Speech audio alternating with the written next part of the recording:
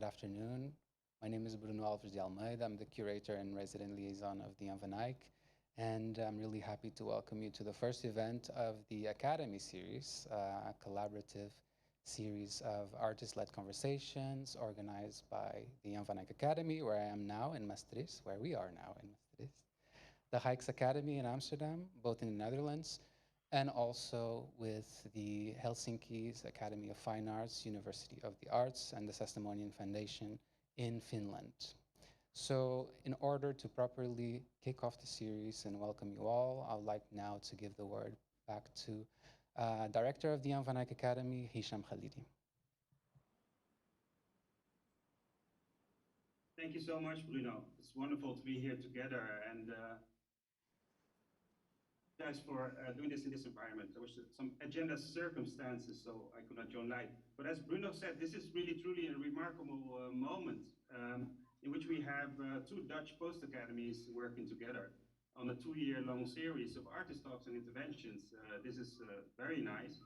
And this idea stems from Maya Kartunen, who is with us today of the Sastamona Foundation, with the suggestion if there would be a way to connect the post-academies to the practice of artists in residence within post academies. And after we had discussions about these conversations with the Rijksacademie and University of the Arts of Helsinki, we were able to establish this program, of which you will experience the first one today. And it works as such that we will alternate each month. So Jan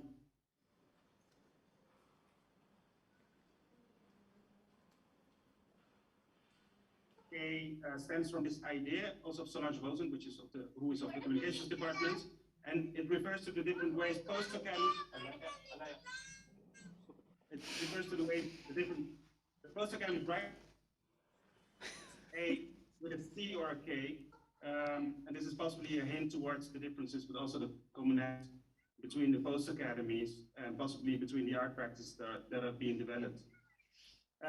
I wish you all a wonderful moment. I apologize for the noise. I thank all of the contributors and partners of this event, the artists and teams involved, and the participants, students, and other public. Thank you very much. I'll give the word now to Emily. Rijksacademie. Thank you so much. Well, just a very brief welcome as well from me, and to say how happy we are to collaborate in this. And thank you so much to the Sastamonian Foundation, Maria, Marika as well, for the initiating this and the collaboration. I think it's a great opportunity to explore what we can do together across various distances. And already today we have people in very different locations joining together. So I think it's a great opportunity for artists to think into this platform and see what can be explored through it, and to share practice and research. So we really appreciate it and are excited about how we go forwards. The next event will be here at the Rijksacademie, and there'll be more of a live audience on that event from one of our project spaces, which will be on the 27th of October, with led by Tanya Engelberts and Sheng Wenlo. So hopefully we'll see each other again on that opportunity. But I'm excited about today also because it bridges participants of and well, alumni of the Rijksacademie and Jan van Eyck participants, and also linking up with Helsinki. So looking forward, and I'll hand over to Maria and Marika in Finland. So I'm Maria Karttunen, and representing Sastamonian Foundation, which is a family foundation which has for more than 50 years been granting in the fields of art and science. As you can see, we are long-term collaborators, and currently we are having partnership models with 3 different universities. And in addition to that, with Emma Espoo Museum of Contemporary Art. Our annual granting is roughly 4.5 million euro. I explained a little bit of this background because now we have this international audience, and that's why Emily already knows the story, Marika knows, and so Hisham and Bruno. But in terms of funding, I believe that more can be accomplished when a long-term commitment is offered. Failures must be accepted, and it would be strange if everything was great from the first moment. So with these diverse models that we have been collaborating with the Academy of Fine Arts, we enhance at international networking. So, and additionally, we have just started a new 4-year granting program with new modifications. We put a high value on commitment, openness and transparency in all we do, and we are really happy that the program partners are similarly open to new experiences. It's wonderful to see both academies, Jan van Eyck and Rijksakademie, come together with the University of Arts in Helsinki, and especially with this new lecture series, Academia. I wish you best of luck in your coming efforts. Thank you. Mike. Yes, thank you.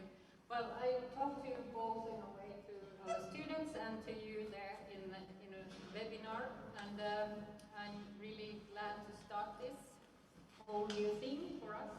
And it is part of my interest to communicate with other academies, but also how the pedagogy can be created in this post-corona time, which I hope we are starting to live, that we are getting there, but that also we have learned something from that. Horrible years, we had to create everything in one moment, that how to communicate to each others when we can't meet in the space. And maybe these kind of new foods are coming out from that, that we can create this kind of even other kind of commitments and connections in the world. So this is great to start. And I'm happy to also connect this to our study points, so each student who takes part in this can get a kind of lecture points, their lecture pass, which we have. And this might be also motivation to follow it each time, even you don't always know what's going on, but you trust on us that we create you a very interesting program, and you maybe meet and see something you didn't expect, and that's a very wonderful way of doing this communication with you, because I don't even know always what is going on, and I think each time when we meet like this can be different. So it's about the artists who are also presenting for us, and that's, I think, part of our pedagogy also, that we meet things we don't know yet.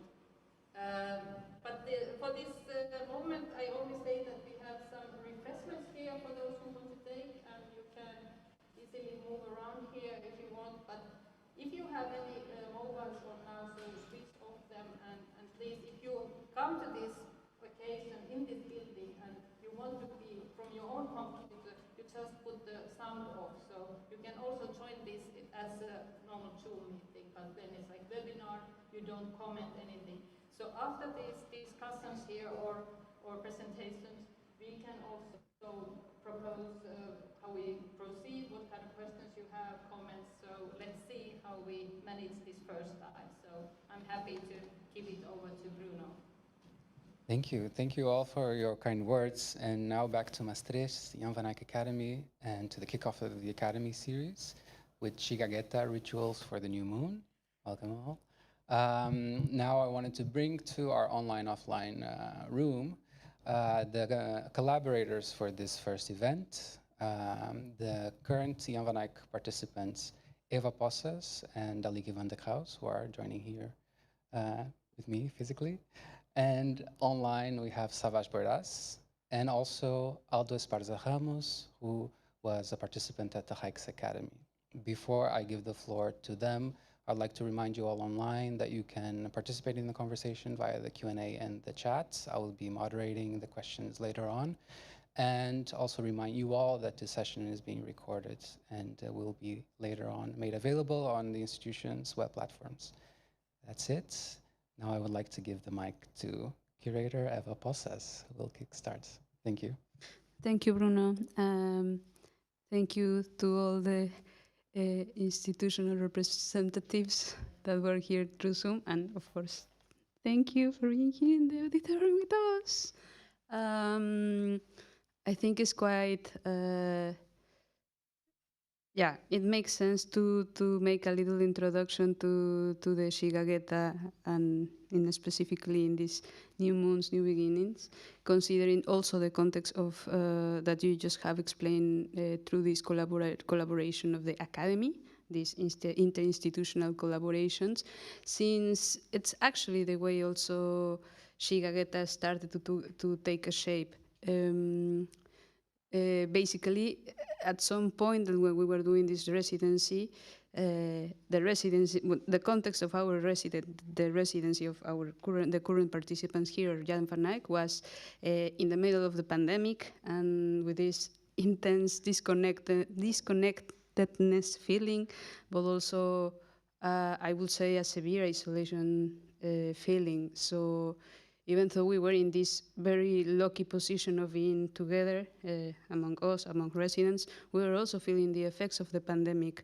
And and at the same time, I had the chance to meet with Aldo, who was at that moment still a participant at the Rijks Academy, and it was just clear that they were having the same situation, even though they were also together. They were still isolated, and they were also struggling. But furthermore, being in an institution where we were aiming to get to know more artists or more practices and get involved in ways of collaborating. Yeah, unfortunately, due to the circumstances, that was not happening. No. So that's the moment when I actually talked with Hisham, and I mentioned that perhaps we should. I was proposing to him that perhaps there would be a way to collaborate together. Like perhaps there could be, if they were in the Rijks Academy, they were also being in some sort of bubble, and we were also in a bubble. Even though that we should have, of course, the safety. A safety protocol, perhaps we could find a way to collaborate at least between us. And that's how this started, I think, at the beginning of this year.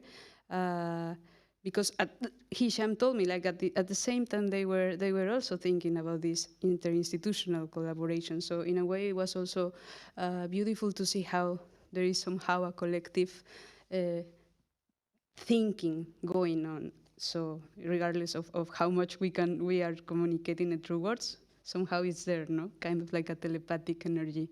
So that's how it started. This idea of thinking of ways to bring together participants between institutions. And in this specific case, it was also observing that, of course, there were people here working some same issues such as nature or the moon, and as well as it was happening over there in the Rijks Academy. And that's a bit how we started thinking about the collaboration, and it also got some sort of inside of this metaphor of the Xigagueta, as Aldo was saying a bit before, I think. Xigagueta is a word in Zapotec. A community in Mexico, back in Mexico, in the south of Mexico, from the Zapotecs, and Xigagueta means a vessel for tortillas. So, but it's actually a ritual gourd, a ritual vessel. So, and in that sense, Xigagueta is thinking more of a moment of exhibition making and yeah, a moment of gathering and sharing other ways, other forms of sharing art and the practices of the people that is involved. So that is not necessarily attached to a specific place, and it can be more about the gathering and more about the sharing, which is how this Xigagueta started and it's aiming, well, is looking for. So that's how it all started, and now we would like to share with you a little video and then keep the conversation.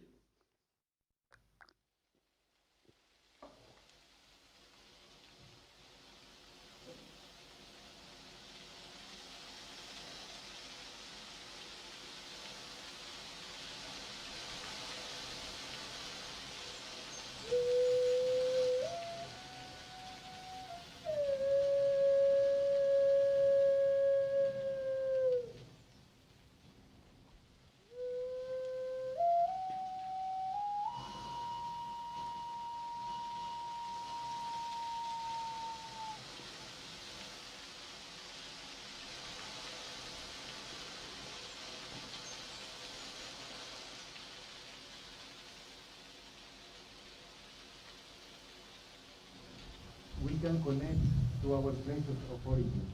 We can connect to other places in the world, like a composition system. I think those rituals are more powerful when they're shared.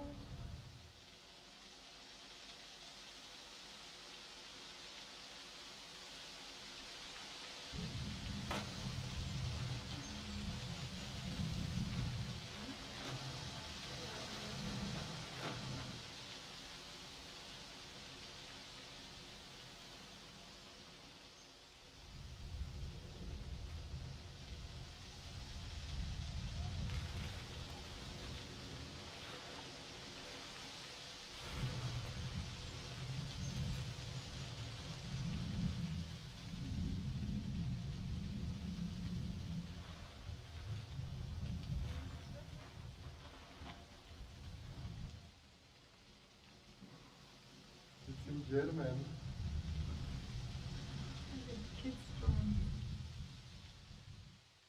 It's a message for us.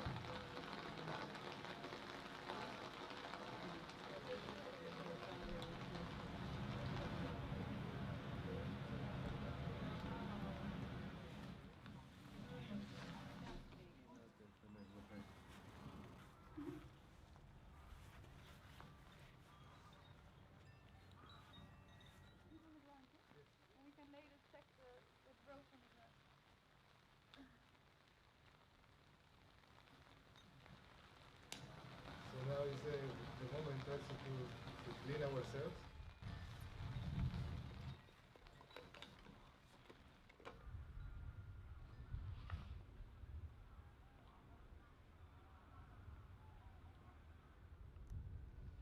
Your thoughts, your ears, everything around.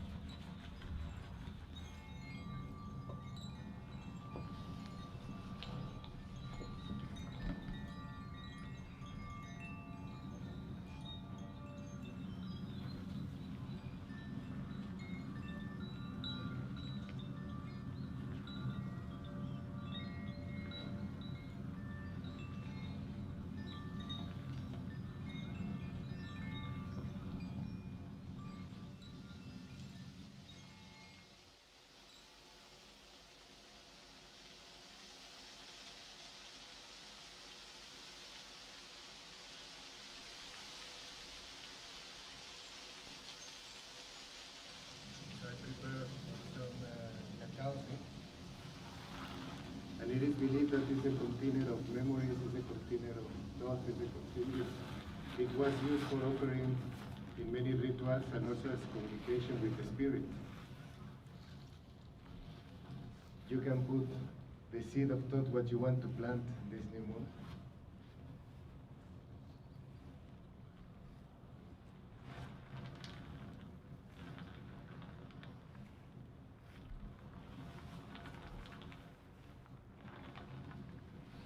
So I invite you to just follow your intuition and put the seed wherever you feel like you have to put it. If you have to put it on the fire or to deliver to the river or put it somewhere else, this won't grow. This cacao is already dry, but it's a container of thought. And it's a communication with the mother, with the spirit.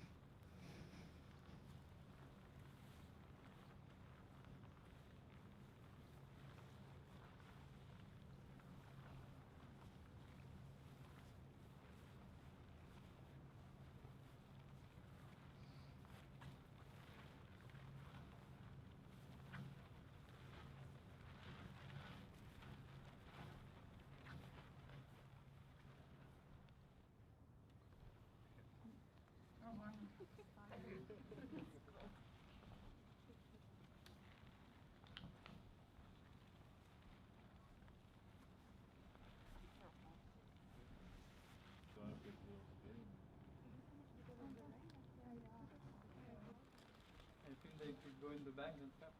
Yeah. Thank you.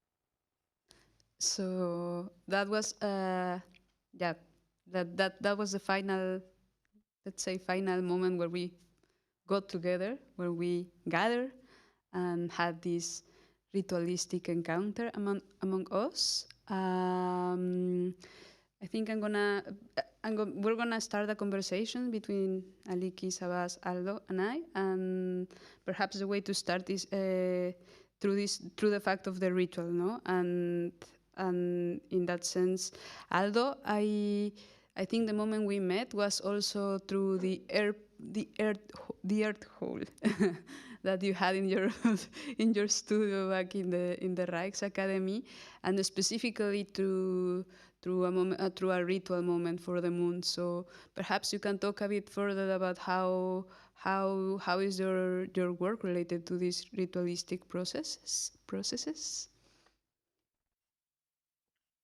Thank you, Eva, and everyone. Um, yes, indeed, for me, more than a ritual, it's an invitation of remember ourselves in relationality, and remember in the way of that something has been dismembered.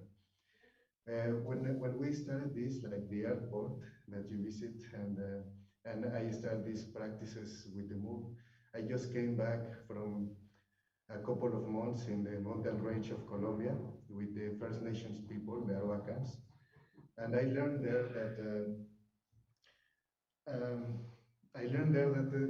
things are much broader, that the vision is way more relational. And in this sense, like the idea of a tree was much broader than just a tree. It was connected with the wood, the branches, and the leaves. And at the same time, it was deep in the roots were deep in the earth. No? So it is not only the leaves shining on the sun, but also at the same time the roots. We are day and we are night, we are sun, but we are moon at the same time. And I wanted to invite people and the community to come together. No? When I came back and we were in the pandemic, in the middle of the pandemic, I also realized that the condition that Rolando Vasquez mentioned, a condition of earthlessness, the separation from earth, and wordlessness, the separation from our communities, and the contemporaneity that he mentions, that is the loss of the relationality of time.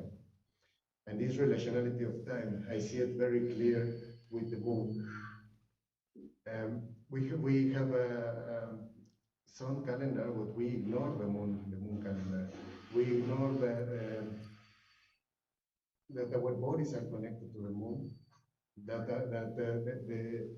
earth is connected to the moon, the tides, the weather, everything. And it's not only the full moon, because we celebrate the full moon because it's quite impressive, but we often forget the new moon, the black moon, that has been made invisible. And it's perhaps more important than the full moon, because it's a moment of reception, it's a moment of seeding, and seeding in the terms of offering. So I think, well, I will leave it for now with this. Yeah, and now that you're talking about the moon and specifically the new moon, that also quite connected with a lot of what you have been doing, Aliki, which is visiting open spaces and specifically nature here in Maastricht. And I would say you are, you know, really good the surroundings. So perhaps you could talk a bit further about how did you get to know and why are you doing this extensive nature visit around Maastricht, but also how are you all relating your practice to the moon? Too. Wait, can you hear me well? Yeah. Well, since I've arrived in Maastricht, it was June 2020. It was during the pandemic. I always look for, when I land to a place, that I want to connect to a specific location. So I thought I just go around, and the only thing I could do at that time, like as a kind of pleasure thing, was not like it was being in the academy, but also I just made a lot of walks and hikes in the surrounding to know where I where my new base was formed. And I've been doing quite some research to the quarry. There's a big quarry here in Maastricht. And I've been making weekly pilgrimages to this location because, yeah, to get a bond with the place, and also from the concept of geomantics, that you really have to get back to a location in order to understand the place or to really get a bond with the place, and to see and to investigate all the layers that are there in a specific landscape, visible and invisible.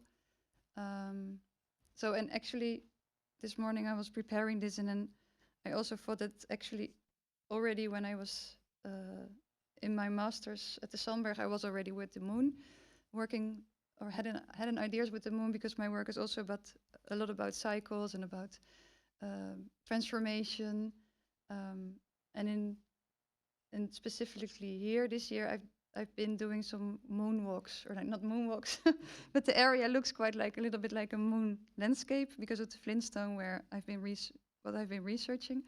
But sometimes I went with full moon or with new moon specifically to the location just to be there with the surrounding. And also I was thinking about, that every moon cycle, it's almost like that every week is a different season. So every moon cycle you would kind of go through the seasons in your body. And as a woman, I'm also more connected maybe with the moon because of my period than men. I don't know. Mm-hmm. Because I also believe that men has this cycle in themselves. Yeah, that's it. And I think in that sense, talking about a ritual, or what you call, Aldo, an invitation, it's also connected to processes that are not necessarily or should come necessarily from a background, but they also can come from self-made processes. In other words, a process of ritualization, no? Which is a bit of what we just saw in the video. So basically, a lot of how we define or how we shape this moment that you saw on the video came from a lot of conversations between the three of us, but specifically you, and weaving together these points in common and interests. And one of those was, for instance, also the shape of the spiral, no? But perhaps you can tell us a bit also about this key symbolic elements, but also in your case, Aliki, how did you choose this place? Aldo mentioned that he was in Colombia living with a community, and he told me about that if we had the idea to make a ritual, a new moon ritual, so we needed a location. And Aldo said that we actually need running water and stones. So then I thought about where we could make this happen. And then I thought of 2 locations, but then I kind of went in the middle, like literally on the map. And I went back to a place where we were swimming last summer, because I thought it's good to make a swim and to be there all together on this place. But then I visited the location for an investigation, and it was just after the flood, because there was a huge rainfall in July here in the summer, which made the Maas River like extremely high. So when I went to this normally like quite picturesque location, there was a lot of plastic and garbage that was taken with the stream of the water. So then I proposed that maybe that we could make a cleaning ritual literally to this location, because I felt that this place, it was obvious that it needs to be cleaned. So we were cleaning ritually, literally, and metaphorically. which I think it's something that is very important in these gathering moments with you, Aldo. Maybe you can talk a bit further about this cleaning. Yeah, something I learned with the vacants is that if I want to heal my lungs, first we need to heal the air we are breathing. And if we want to heal our bodies, we need to heal first the food that we are eating and the space that we are habiting. So, and also in the terms of offering, like in the way of sitting, like a seed is a piece of life that has all living memory inside, and then we offer it to the earth, and then in reciprocity. So the offering as an action, a doing, like a relationship in reciprocity. And we thought like when there was this flood, and Aliki told me about this flood, and it was all full of garbage and plastics all around. So I thought it was a very, very good example of this action of offering, Like first we clean the space that we were, and later on we can clean ourselves. So it was based on this principle, and it came in the conversation with you, Eva, and Aliki, and Sabas later on. And in that sense, it was also a very, very, as you can see it also in the video, something that it was thought to be a bodily experience, no? Something that it was supposed to be shared with the body, with all our bodies. But on the other side, we knew that we had to find also a way to keep sharing it way beyond that moment of the ritual, way beyond about that afternoon together. And also in a way also to expand that encounter, no? To find a way to expand that encounter among us, but also with people that were not there. And that's when we invited Sabas to think with us about the video part. How could we let the story develop by itself, but also with this magic lens that you were yes, maneuvering there. So perhaps you can tell us a bit about the function of the camera and being connected but also disconnected at the same time with it. Yeah, thank you everybody, and thanks Eva. Yeah, it was a very special experience for me. I mean, first of all, I was interested in, I mean, when Eva was talking about this ritual and the themes that binds Aliki and Aldo into this ritual, it was really exciting to be part of this. And I immediately thought about, okay, new moon is something invisible, and how can we show it, or how can we make it visible without making it visible? And this was one of the first things about this, trying to connect to something that is not there, or it is there, but it's not manifesting itself in its naked form, let's say. And one feeling, I also mentioned it over there while working on the filming, was yes, it's a ritual about reconnecting, claiming a connection that was that used to be there at some point in human history, but somehow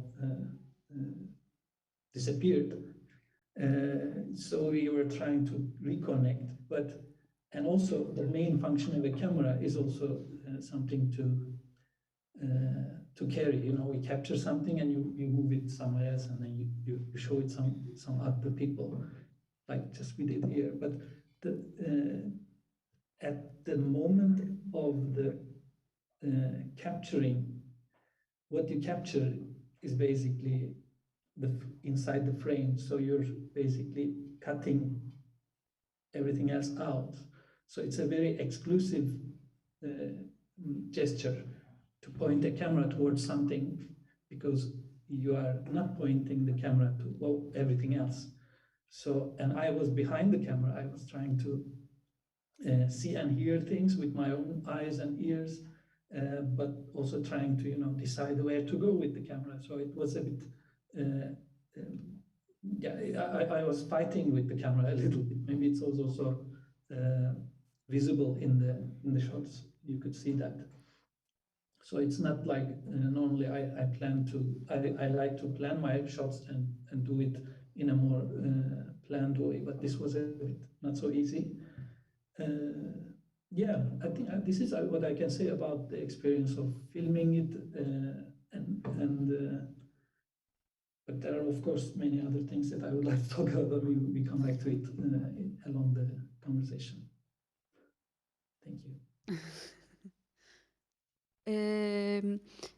I think all of us have, well, especially you have mentioned some points, which I would like to perhaps go to certain details. Like, for instance, this part of the flood. I think that was also a very important and decisive thing that also shaped what happened, no? And what, like you were saying, Aliki, the cleaning part, but also how all this, the trash that we found in the place was not just simple plastic elements or just random trash. It was actually um, remaining.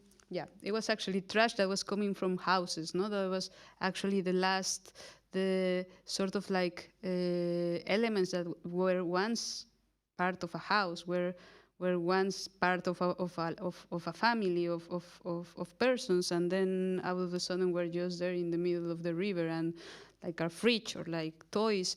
So I think that was also important to see that we were not relating. It was more like also understanding and seeing that trash is not just trash, that trash is also something that comes from somewhere, someone else, no?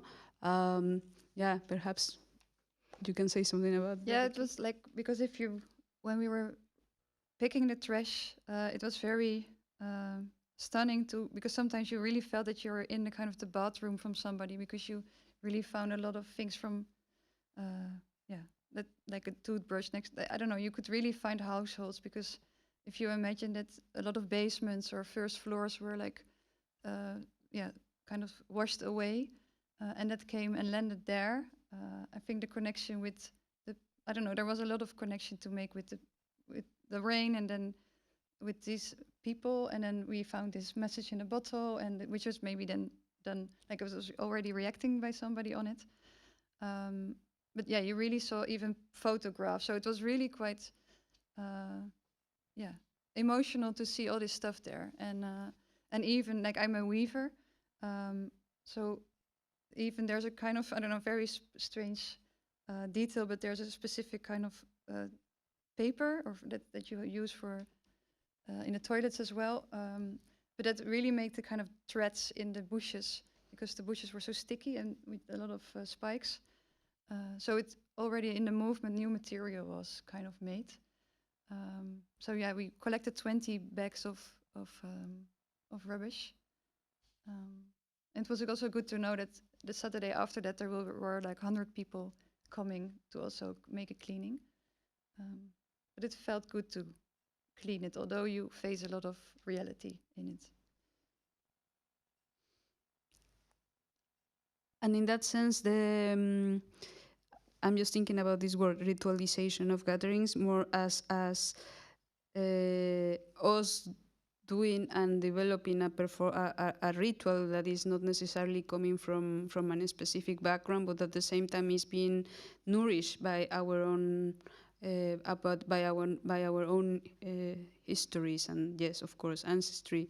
So perhaps you, Aldo, can talk a bit about how, and also in the video we are not, as you can see, we are not revealing what happened step by step. It's also something that was part of our own experience, and then we were, in the video, we are also finding another way to share it, but it's not a strict and direct translation of what happened. So perhaps Aldo or Sabas can talk about this translating experience, and us deliberately trying not to translate it.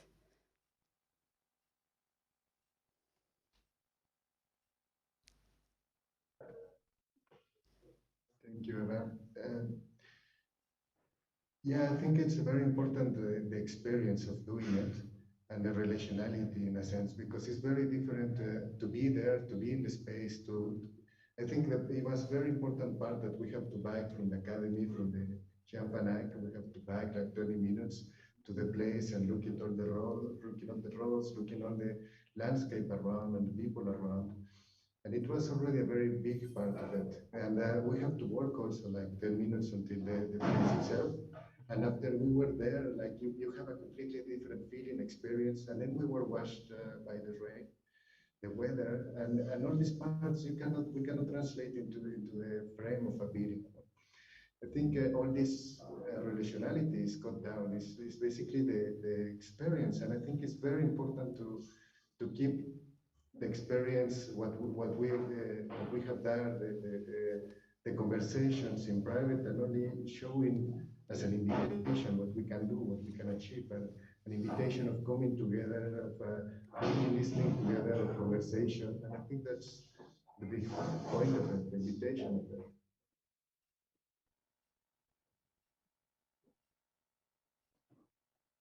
Can I say something? Yes, please, Abbas. There is something that came up also during the ritual itself, and also when Aldo was talking about this, the concept of offering. That is something that has disappeared in our lives.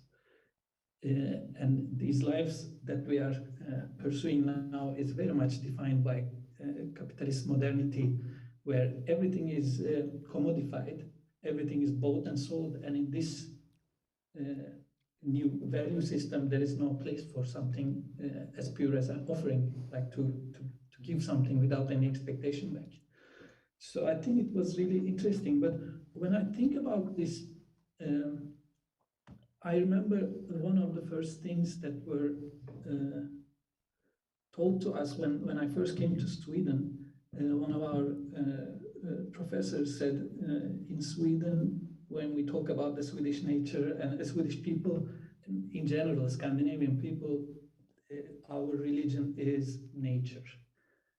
I mean, of course, he was referring to the late arrival of Christianity to this land and the still more or less alive pagan belief systems and how this shapes people's relation to nature. But this made me think, didn't we all have the same religion of nature at some point in the history?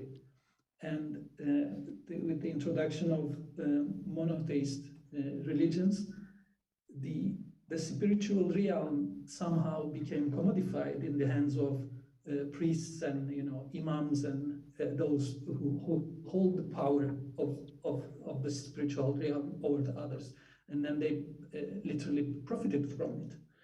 So this commodification of spiritual realm started before commodification of human body and relationships and all our products, like the things that we produce. And of course, when we see the flooded space in the Maas River, the day that we were trying to clean the place, what we were basically trying to pick up was all these commodities. Basically, people bought these objects. So it was part of a private life, private sphere, but the nature somehow flushed it out and then turned it into valueless objects. So it was also, of course, it's interesting to see all this private life out in the nature like that, somehow orphaned and half dead. But it's also interesting to look at it as a manifestation of how much we got entangled into this owning something, like this, the private ownership of things and objects and commodification of everything. And in that sense, what was done there, like, to offer it as a cleaning, is not only like we weren't cleaning something outside of it. It wasn't like a charity offer to the nature to try to clean. We were trying to clean ourselves, basically. And in that sense, the ritual was both inner and outer. It really made a lot of sense to me when I was there, and also when I think back. Thank you. And I think perhaps you can, Aliki, tell us a bit in connection with what Sabas just said, because it made me think about this entanglement that we were facing, but also feeling somehow, was also part of the conversations before through the symbol of the spiral. So thinking about the time and how also sometimes everything is entangled, but at the same time is never at the same spot, and also in this metaphorical way, but also I think it was sort of clear in this physical space where we did the gathering. So what's the question? No, maybe you can tell us a bit further about this idea that you were also mentioning about the spiral and time. Yeah, it was not really like we didn't cut it in the video, but in order to make the group, you see it a bit in the finaling, like closing the circle. But yeah, I don't know. I've been researching spiral time, and I've been collecting spirals a lot last year. And also when Aldo and I met, I saw his notebook. It was also full of spirals. But then we were thinking of how we make this space together during the ritual, and then we came up with the idea to make kind of from the center, from the Xigagueta. We would all make, everybody would put a little part of it and made a kind of spiral outward. So during that, to build a space, we started from a spot and made it into a spiral, into a circle. But also, I don't know, I think spirals just also are used to clean energy, and I also think just walking around, and I made the sound of the water. I had a chandelier which made a water sound, and I walked also in spirals there. So I think this whole spiral movement is quite a strong embodiment to clean space or to move in space in order to make energy flow. Yeah, so that's I think what I wanted to say. Yeah, I think perhaps we can also open for questions here or in the virtual world.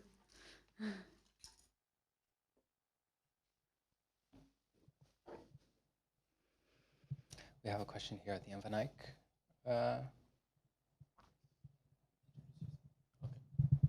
Hi, I'm Felix. I'm one of the participants. Thank you for the beautiful presentation. And the video was incredible, and the ritual. I wish I was here to have participated. I have a question for Savas.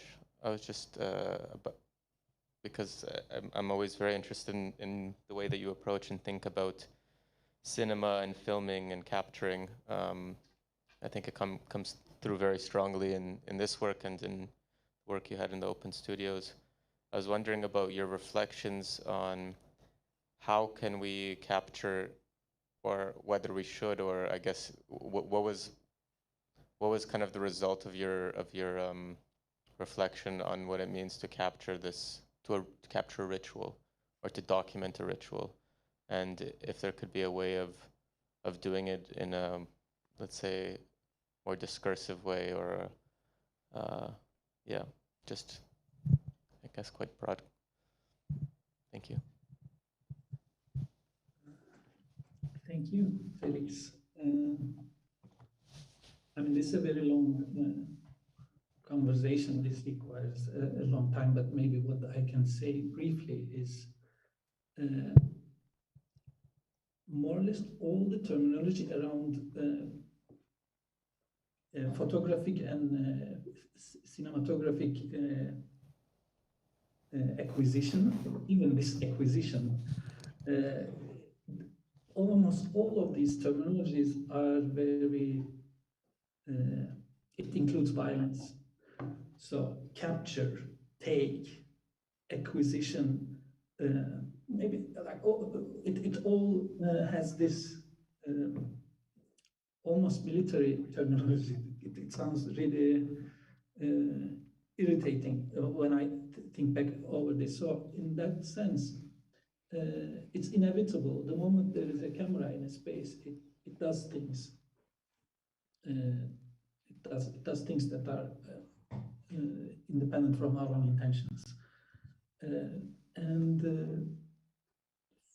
specifically to capture a ritual, I don't know.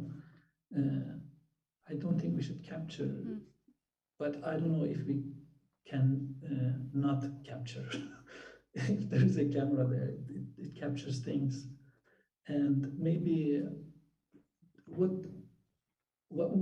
I would be happy if I could manage to provide glimpses to remember this ritual. So maybe that I mean, of course, with tremendous help from Eva, Aldo, and Aliki, we tried to bring together certain parts of the footage that we captured. So it was a mission impossible in that sense. But yeah, here we are. Yeah, I'm Lucas. I'm also a participant at the Untitled Academy. Basically, Savas just answered all the questions. Thanks to Felix's question. But for me, it was also interesting to reflect on that aspect of having a ritual which is transitory and to capture it, to frame it, but also to edit it, what might be the important parts to show and invite us also to participate. I think media is at a point where it's also, I mean, we're talking to you also via video, so it's also this camera is also between us, somehow it's inviting us or extending this invitation. That's maybe the question to you again, Savas, but also to everybody else who was in the group, because I saw a lot of familiar faces, and of course there's some intimacy of allowing a camera into something like this and being filmed. Of course you also react or interact differently if there's somebody filming, and we all know Savas and what he can do, so maybe Eva and Aliki can also respond to how how it felt to work with Savas in that sense as a cinematographer. I think that was also because we were with a group of people that we know each other for more than a year, and of course, personally for me, I almost did not witness Savas there. I think it was just one of the people being present, and it's, of course he's with his camera, but on a way he did it. For me, he did it in such a way that it was almost not him. He also had a kind of tripod in front of him, so the camera was not in front of his eye, and maybe just more in front of his chest, which made it, I don't know, he was just one of us, and he was not participating in the circle or in the ritual. But indeed, it's we talked about it, like, can we film it, and yeah, if this was not part of this public program, would we have filmed it? But I think the filming is a very nice record, or and a new edition of what has been happening, what happened. But we also really made clear the decision not to have any actually explanation of what we were doing in the video. So it would not be a comment tutorial, or that it's more about the atmosphere, or yeah. I don't know. It also became a new work because of this, like a third eye somehow. Yeah, and I think I would just add to that, to what Aliki is mentioning, that that it was also really important, and it's also part of what triggered the sort of metaphor of Xigagueta on doing this, proposing these encounters, thinking for who is going to be, let's say, the audience, who are going to be the persons addressed.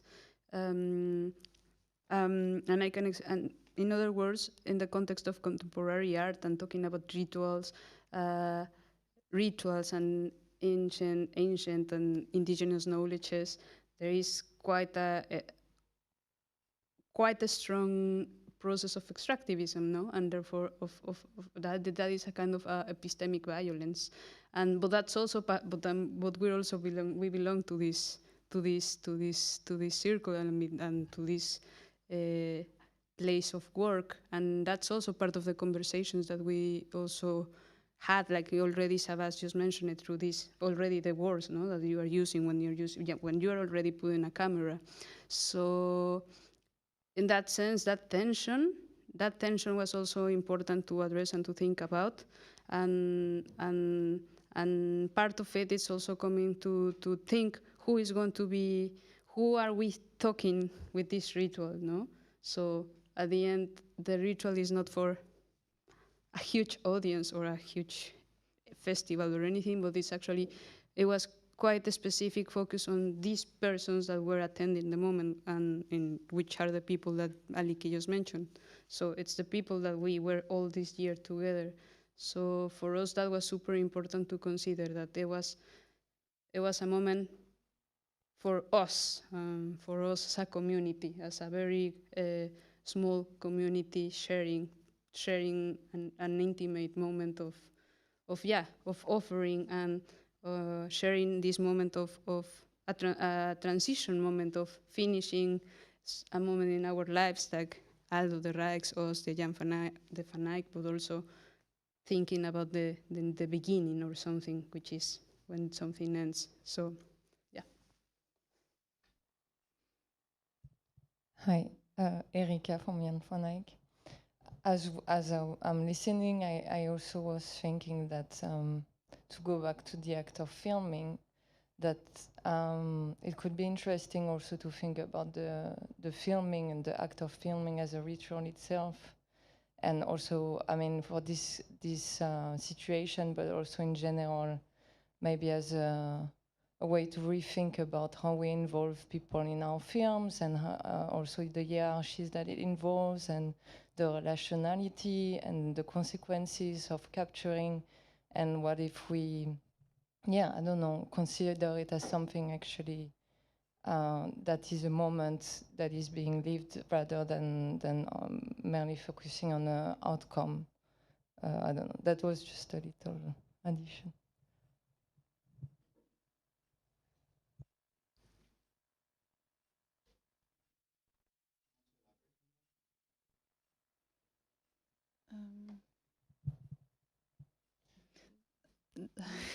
I think it's a very beautiful thought. I'm just already thinking in visual. I don't know. I cannot process my head immediately with words. But no, I think indeed this ritual made a new, really a new beginnings for really new approaches to things. I think for everybody in their own way. And I wanted to also add to the fact that, of course, we did it with the group of like Jan van Eyck people, with like some external ones with it. But I think having Aldo there with us, we made our group also in a very new energy. And we learned so much from him, listening to his stories. Yeah, it was a very, very rich moment to have him extra in the group. Thank you. I see a raised hand from Finland, so maybe before we go to the online questions, we can visit Finland and see what they have to ask. Okay, thank you. Well, Mari, you wanted to start? Yes, I was interested, maybe this is a question to Savas, because in Finland we have this, the only indigenous people, Sami people, so, and they have lots of rituals. So what is your, let's say, comment on archiving?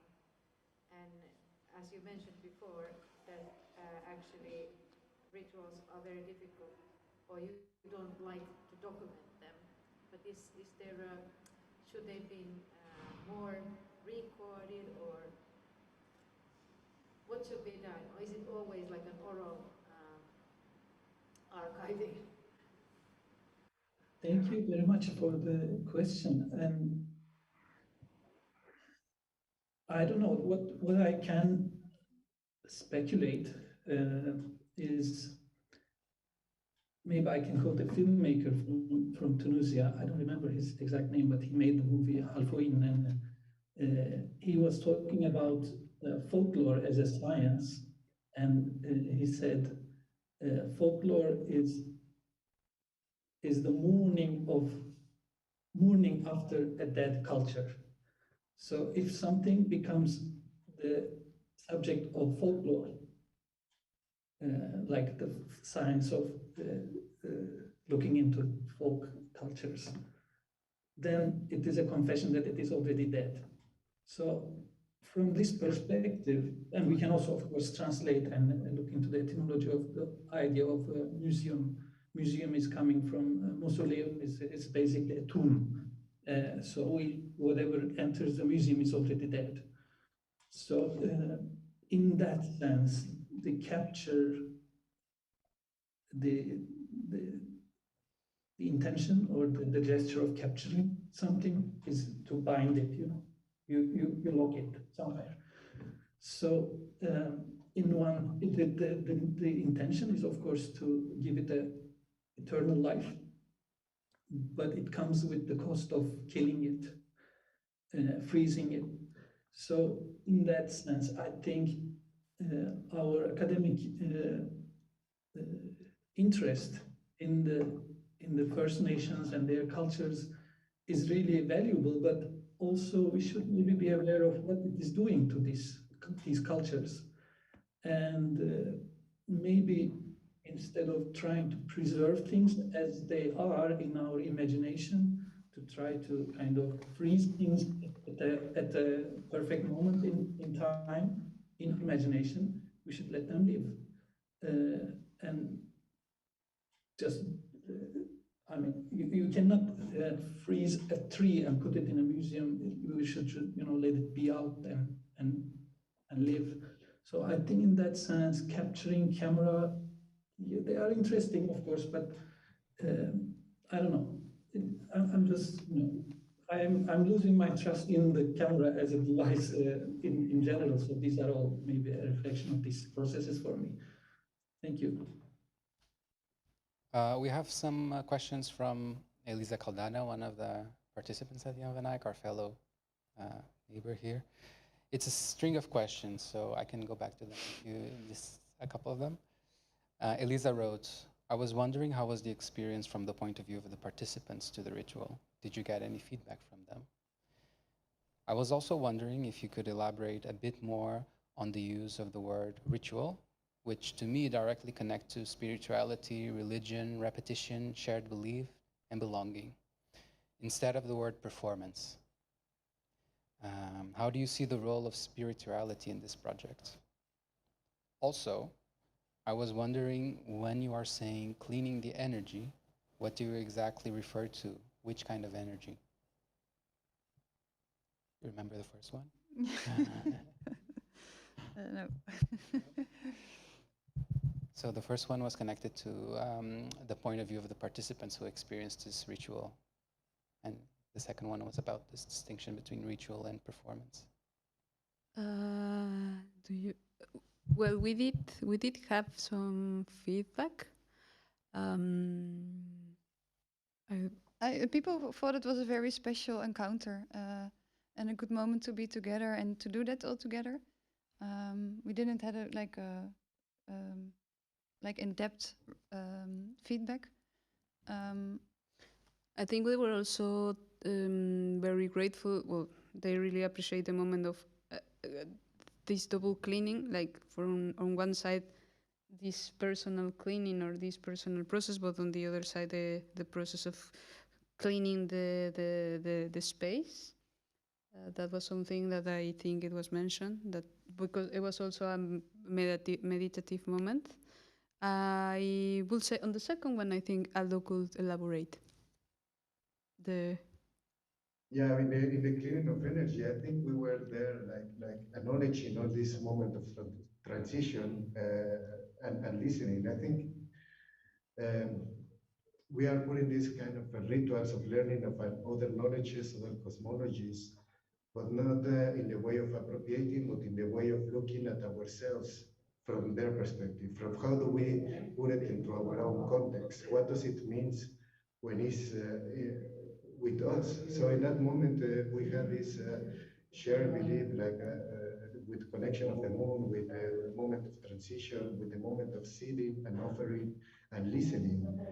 And I think that was quite important shared ground and also ritual of the types of experience. But indeed, when it's taken out of the context, then it loses a lot of sense and it becomes a spectacle or something else.